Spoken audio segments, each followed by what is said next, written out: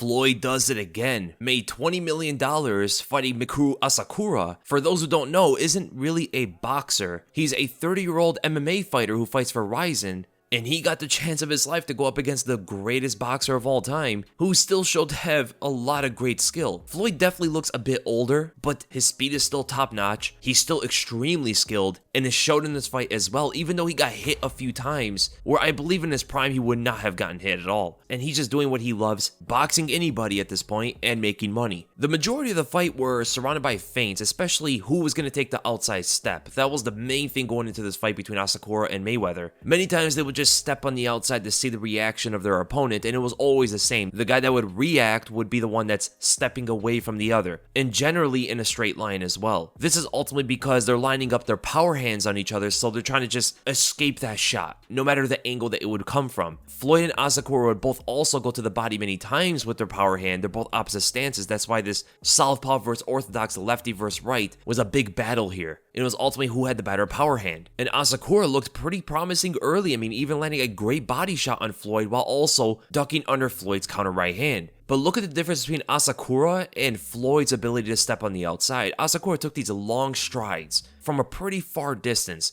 and him able to get in on Floyd, and Floyd not able to really do much about it sometimes, is actually credit to Asakura. An ability that I didn't expect him to really have against someone like Floyd. Still, even if Floyd is 45 years old. The skill gap and the experience gap is so vast, it is definitely respectable for someone like Asakura. And no, I do not think this fight was fixed at all because of the way that these two were throwing punches at each other. Of course, Floyd is throwing punches to knock Asakura out, but Asakura was doing the same exact thing. At 1 minute and like 21 seconds, when Asakura finally got Floyd up against the ropes and started to box him in for his own power shots, he was throwing bombs at him. I mean, these are knockout punches. These are punches that separate you from consciousness. And he caught Floyd with one right hook around the ear, which caused Floyd to stumble a little bit. And also throughout the whole fight, Floyd got hit by harder punches he's taken in so many years, just in this fight alone. And one moment, they both looked to trade with each other, but it was Asakura who took the outside foot. This is the benefit of the outside foot step. It takes your head off the center line, as well as with the punch that you're throwing, specifically this left hand, your head is also naturally going to move on the outside, which is going to take it away from your opponent's right hand. And by Asakura throwing this big left overhand, and Floyd trying to counter him by pivoting, angling toward Asakura's direction, his head is never really getting off the center line. He's just angling his body to find a target. So offensively, Floyd is doing something, but defensively, nothing is really helping him here.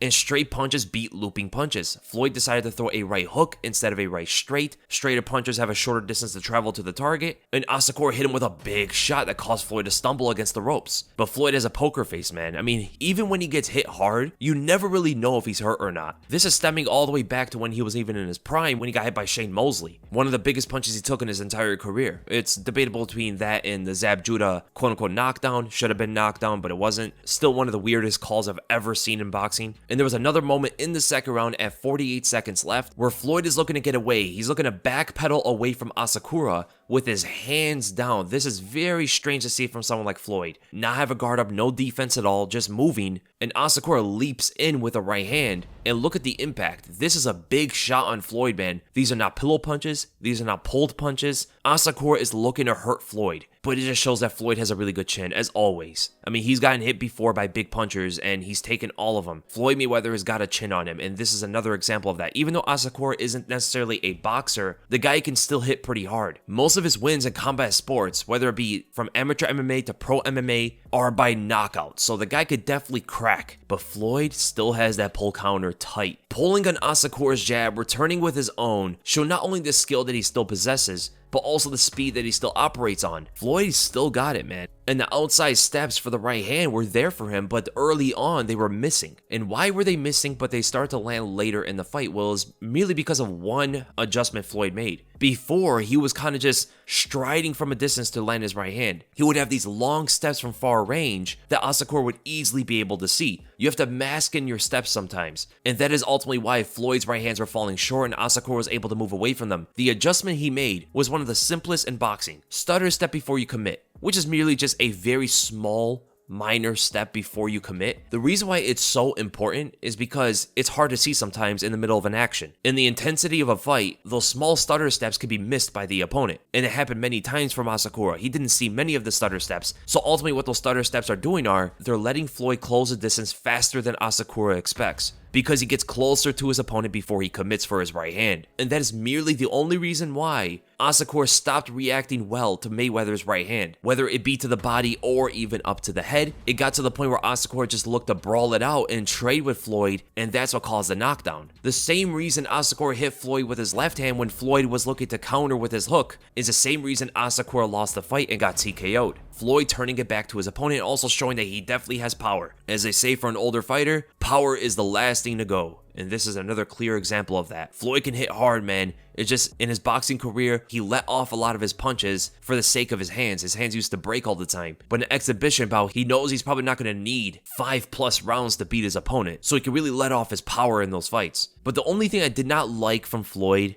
it is kind of dirty in a way. He landed multiple low blows. And even when he did, and the ref would warn Floyd for doing it, and Asakura would gesture to the ref, Floyd would capitalize on that moment to land one of his shots. So even though he did do something wrong and the ref is warning him, Floyd used that opportunity to try to land a big shot, but thankfully Floyd misses, and Asakura moves his head with the punch, and Floyd overextended, which shows that he put a lot of power in that punch, knowing that Asakura was off guard. But I guess karma hits back, Floyd gets hit by a big left hook around the ear. But at the end of the day, Floyd did show to be too much for Asakura, but I do give Asakura some credit for being as successful as he was. I mean, he landed some big shots on Floyd, and he defended some of the shots pretty well, but at the end of the day, this is Floyd's world, man. This is his show. He's too good for the opponents that he's going up against. And it looks like he's carefully picking his opponents as well. So all credit to Floyd doing what he loves, making the money. He deserves it. I mean, he's the greatest boxer of all time. And credit to Asakura for at least giving us a good fight and making it somewhat entertaining.